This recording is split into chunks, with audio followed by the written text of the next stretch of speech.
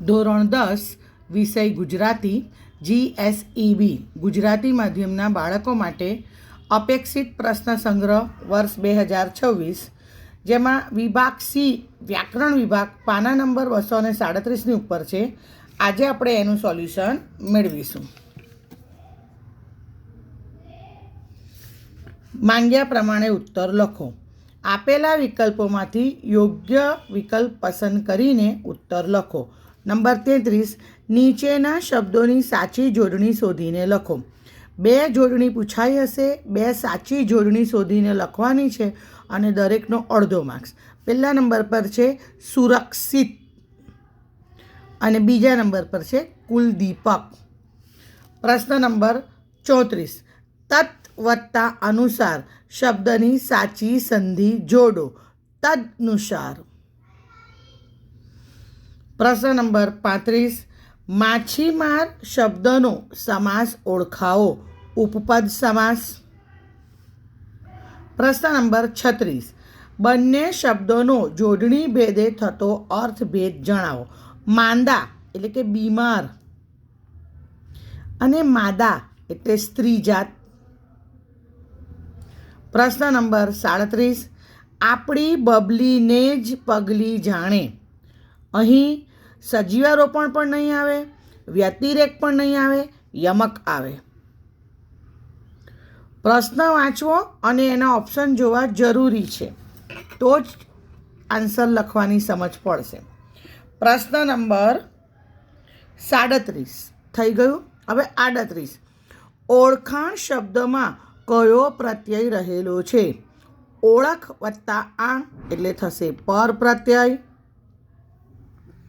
પ્રશ્ન નંબર 39, નીચેના શબ્દોના સમાનાર્થી શબ્દ શોધીને લખો. નિંદા એટલે વગોવણી અને કૂપ એટલે કૂવો.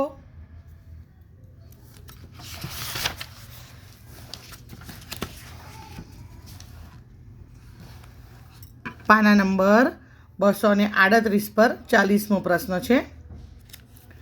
બાજરો સંજ્ઞાનો આપેલા વિકલ્પોમાંથી સાચો પ્રકાર લખો. બાજરો દ્રવ્યવાચક સંજ્ઞા કહેવાય. યાદ રાખજો. આગળ પ્રશ્ન, અહીં આપણા 33 થી 40 પ્રશ્ન વૈકલ્પિક પ્રશ્ન હતા, જેમાં કાઉન્સમાં ઓપ્શન આપેલા હતા. હવે 41 થી લઈને 52ના પ્રશ્નની અંદર વિકલ્પ આપેલા હશે નહીં. બરાબર. નંબર 41, 41, નીચેના રૂઢિપ્રયોગનો અર્થ જણાવો. કંઠે પ્રાણ આવવા એટલે મરવા જેવું થવું. મરવા જેવું થવું. પ્રશ્ન નંબર 42, નીચે આપેલ કહેવતનો અર્થ લખો. બાવાના બેય બગડવા એટલે બંને બાજુની પરિસ્થિતિ બગડવી. ન આ બાજુ ન રહેવું કે ન તે બાજુ ન રહેવું. બરાબર. બંને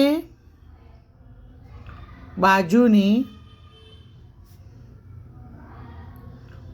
પરિસ્થિતિ બગડવી.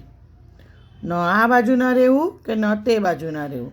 પ્રશ્ન નંબર 43, નીચેના શબ્દ સમૂહ માટે એક શબ્દ લખો. માણસની અવર જવર વિનાનું વિઝન. પ્રશ્ન નંબર 44, નીચેના શબ્દનો વિરુદ્ધાર્થી શબ્દ લખો. શુષ્ક તેનું થશે સ્થૂળ. પ્રશ્ન નંબર 45, નીચેના વાક્યને કર્મણીમાં ફેરવો. નિશિત નિયમિત પ્રાર્થના કરે છે.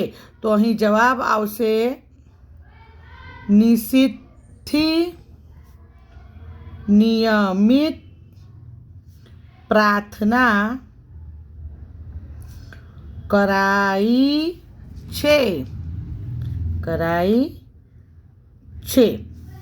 પ્રશ્ન નંબર 46, નીચેના તળપદા શબ્દનું શિષ્ટ રૂપ લખો.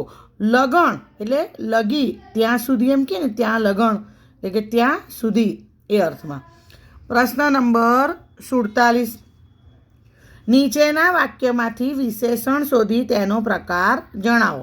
અહીં અડધો માર્ક્સ વિશેષણ શોધવાનો અને અડધો માર્ક્સ તેનો પ્રકાર લખવાનો છે. હર્ષિદા બહેન સુંદર અક્ષરે નિબંધ લખે છે. તો સુંદર ગુણવાચક વિશેષણ થયું. સુંદર ગુણવાચક વિશેષણ. પ્રશ્ન નંબર 48. નીચેના વાક્યમાંથી ક્રિયા વિશેષણ શોધી તેનો પ્રકાર જણાવો. સુરેશભાઈ કૃતિ સમજાવતા વ્યાકરણ શીખવે છે. તો સમજાવતા રીતિવાચક ક્રિયા વિશેષણ. પ્રશ્ન નંબર 49. વિદ્યાર્થી શબ્દના ધ્વનિ ઘટકો છૂટા પાડો, એટલે સ્વર અને વ્યંજન. તો યાદ રાખો, વ વત્તા ઈ વત્તા દ વત્તા ય. વિદ્યા બરાબર વિદ્યા આ થયું.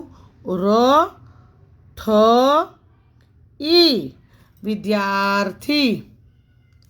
ઓકે, આગળ વધીએ. પ્રશ્ન નંબર 50. નીચેના વાક્યનું પ્રેરક વાક્યમાં રૂપાંતર કરો.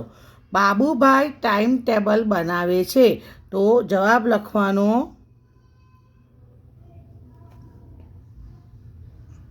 બાબુભાઈ ટાઈમ ટેબલ બનાવડાવે છે.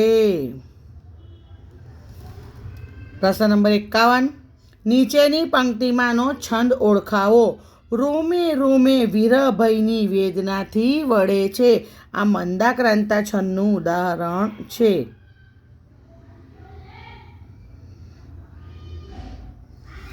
પ્રશ્ન નંબર 52.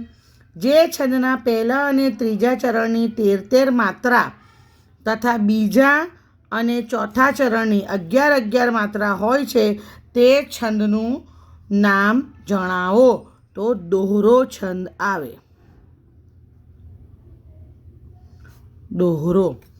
વિદ્યાર્થી મિત્રો, આશા રાખું છું કે મારા દ્વારા અપાયેલી સમજૂતી તમને ગમી હશે. નવા વિડીયો સાથે જલ્દી જ મળીશું. All the best. બાય.